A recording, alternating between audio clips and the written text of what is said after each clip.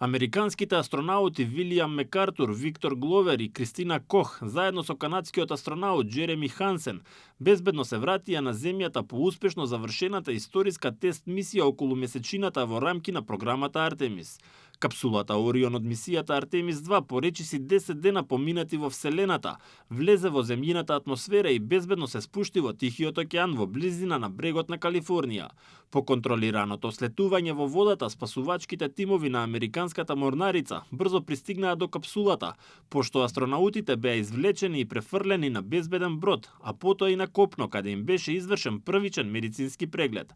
Во текот на мисијата екипажот изведе повеќе сложени орбитални маневри, ја обиколи Земјата, а потоа се упати кон месечината, изведувајќи прелет во нејзина близина. Тие поминаа низ најоддалечената точка од Земјата што некогаш е достигнал човечки екипаж, со што мисијата представува значаен чекор во подготовките за идно слетување на месечината.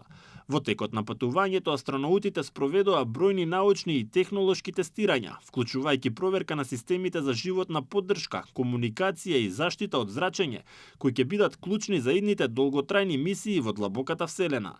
Мисијата беше лансирана на 1 април од Вселенскиот центар Кенеди во Флорида, што представува прв човечки лет кон месечината по повеќе од половина век од ерата на програмата Аполо. Првиот ден по лансирањето, астронаутите поминаа во орбита околу Земјата, а потоа започна патување кон месечината, каде изведоа прелет и се вратија назад кон планетата.